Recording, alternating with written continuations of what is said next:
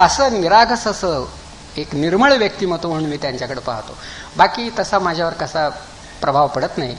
मी तसा रामकृष्ण, विवेकानंद, श्री अरविंद या दैवतांचाच उपासक होतो आहे.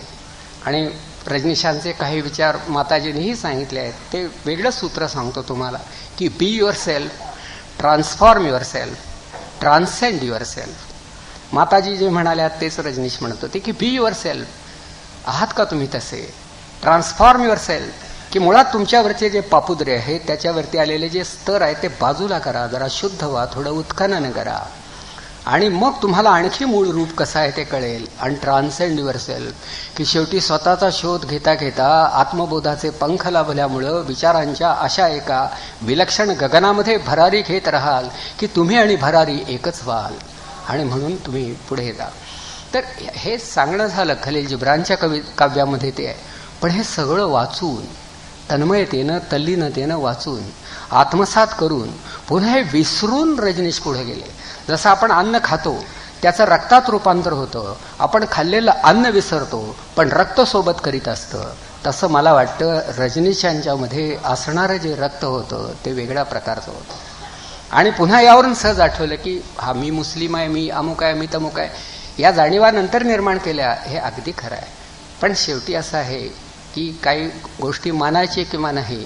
म्हणजे नदीला काठ असतात, पाणी मधून वाहत राहतं, काठ निघून गेले तर ती नदी राहील का, हा खरा प्रश्न. म्हणजे नाईलाजानं म्हणायची वेळ येते की शेवटी हे हिंदू आहेत, ते मुस्लिम आहेत, राहू द्या त्यांना मुस्लिम, राहू द्या यांना हिंदू, फक्त एकमेकाचा दुस्वास करू नका एवढंच सांगा. सगळ्यांचं सगळंच काढून घ्याल आणि मग माणसं ओळखू येणार नाहीत, मोठी अडचण निर्माण होण्याची दाट शक्यता आहे. पण रजनीश या संदर्भात किती धीट होते हे सांगतो. लहानपणी ते दिसायला अतिशय देखणे होते, शेवटपर्यंत ते तसेच राहिले, कमालीचे सुंदर होते. सुंदर होते, त्यांना विशिष्ट प्रकारचा पेहराव आईवडिलांनी शिवला होता आणि डोईवरचे केस वाढले होते. दिसायला असं मोठं गुजीरवाणू बाळ आहे. तेव्हा कधी कधी मुलगी समजून त्यांची विचारपूस केली जात असे की ही मुलगी तुमची का. हा होता मुलगा आणि मानला जात होता मुलगी. मुलीसारखा दिसतो, केस वाढवलेले, पेहराव तसा. वडिलांना वाईट वाटलं, त्यांनी कोणातरी नाभिकाच्या मदतीनं थोडेफार केस कापले आणि मुलाला अतिशय राग आला की होते ते केस केवळ लोक मला मुलगी म्हणतात म्हणून वडिलांनी कापले, मला हे मंजूर नाही. म्हणून ते एका नाभिकाकडे गेले आणि त्यांनी पूर्ण मुंडन करून घेतलं. त्याबरोबर घरी विचारपूस सुरू झाली की काही बरं वाईट घडलं का, कळलं का वगैरे. म्हणजे हा त्यानंतर व या मुलाच्या अंगावरती असणारा हा पंजाबी ड्रेस, यामुळं पुन्हा लोकांना संशय येतो. तर कुणीतरी मुद्दाम त्यांचा तो ड्रेस लपवून ठेवला की नकोच हे मुलीचं रूप, हा ड्रेस पूर्ण. तर ड्रेस लपवला. त्यांच्या लक्षात आलं शेवटी ड्रेस तरी कशासाठी, आणि माझ्यापेक्षा ड्रेस श्रेष्ठ आहे का, नाही मी मानत. म्हणून अक्षरशः त्या दिवशी ते दिगंबर दशेत तीर्थंकर होऊन बाहेर फिरू लागले. हे लक्षात आल्यानंतर तो ड्रेस त्यांना परत देण्यात आला की बाबा रे, हा सत्याग्रह तू करू नकोस, कळलं का.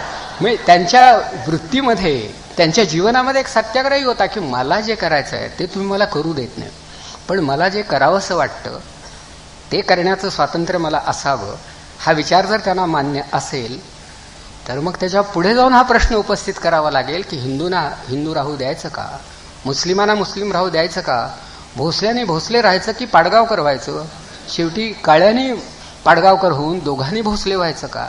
मला असं वाटतं यातलं काहीही करू नये, आहे ते असं राहू द्यावं हे जग. फक्त आतून माणसांनी निर्मळ असावं. शेवटी आपले श्वास एकमेकात मिसळणार आहेत, पण मुद्दाम सगळं बदलायला जावं आणि होतं तेही नाहीसं व्हावं आणि नाही ते अस्तित्वात न यावं आणि त्यातून मात्र निराकार ब्रह्म वाट्याला यावं आणि एक वेगळी हळहळ वाट्याला येण्याची शक्यता आहे. म्हणून रजनीशांचा हाही आग्रह नव्हता, फक्त एक कंडिशनिंग ज्याला म्हणतात, अभिसंधान, हे घडलंय की सारखं तुम्ही त्या दृष्टीनं पाहता. हा भार आहे. जसं मी साखर खातो, मला गोड वाटते, इथे काही माझ्यावर भार नाही, माझी जीभ सांगते गोड आहे, मीठ खारट आहे, माझी जीभ सांगते.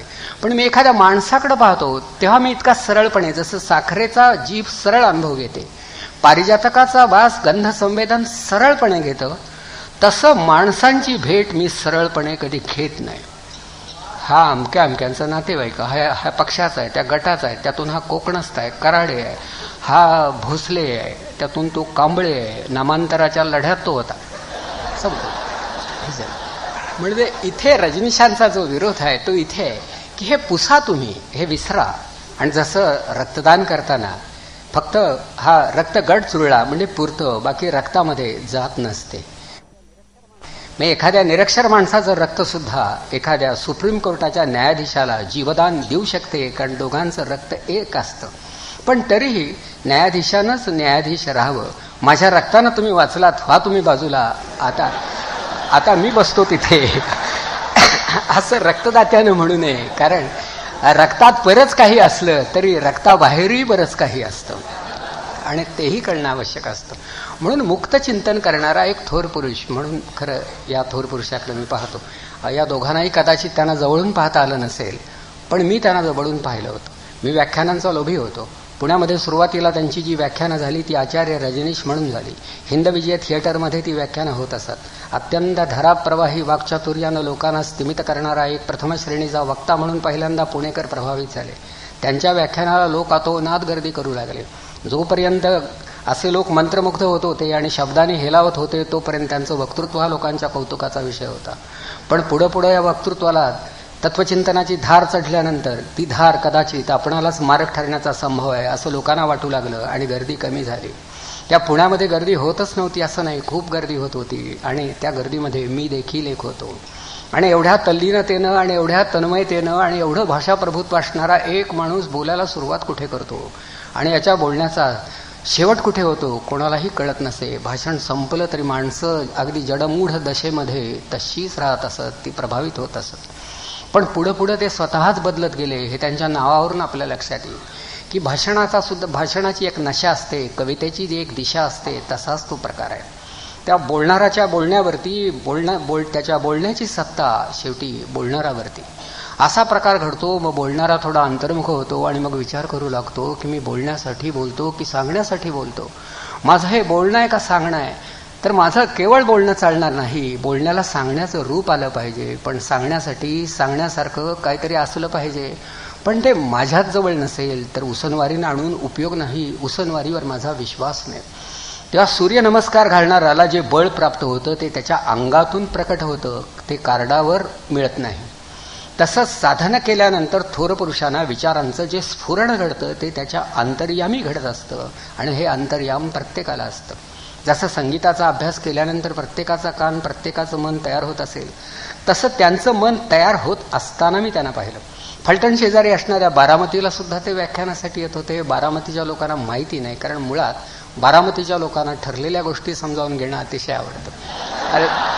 अर्थात त्यात मात्र असं काही टवाळीचा अंश नाही, कारण तिथले सगळे माझे मित्र आहेत. फलटण बारामतीत अंतर फक्त 25 किलोमीटरचं आहे. अनेक वेळा मी तिथे गेलो आहे.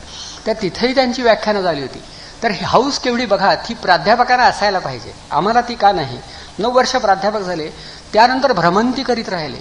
खूप ठिकाणी जावं, खूप लोकांशी बोलावं, गावोगावी फिरावं, मनोभावे बोलावं असं वाटत ते फिरले आहेत. इथे विवेकानंद, समर्थ रामदास, शंकराचार्य आणि रजनीश यांच्यामध्ये साम्य आहे.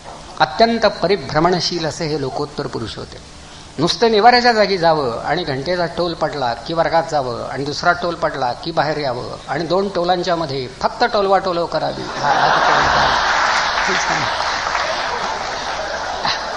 हा प्रकार आमच्यासाठी राखून ठेवला होता. परंतु हे सगळे मोठे लोक फिरले होते.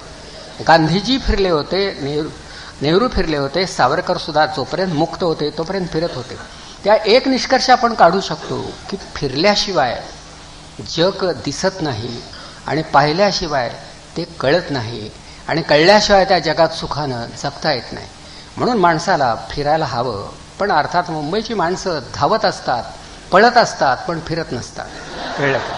त्यात त्यांनी अधूनमधून मुंबई सोडावी आणि दूर कुठेतरी जावं असं वाटतं. कोणीतरी तक्रार केली आहे की याच्याविषयी, we arrive at places but travel no more, की आम्ही फक्त पोहोचतो पण प्रवास कुठे करतो. जीवन ही एक सहल आहे हे आम्ही विसरतो. तर ही जीवनाची सहल रजनीशांनी केली. काश्मीरपासून कन्याकुमारीपर्यंत हा माणूस फिरत होता. हिंदीमध्ये मधुरता होती, वाणीमध्ये गोडवा होता आणि लोकांच्या अवधानाला वेध लावण्याची शक्ती होती. हे व्यक्तिमत्व उत्तुंग दशेला पोहोचण्यापूर्वी अज्ञात दशेमध्ये फिरत असताना शब्दाव्यतिरिक्त त्यांच्याजवळ काहीच नव्हतं.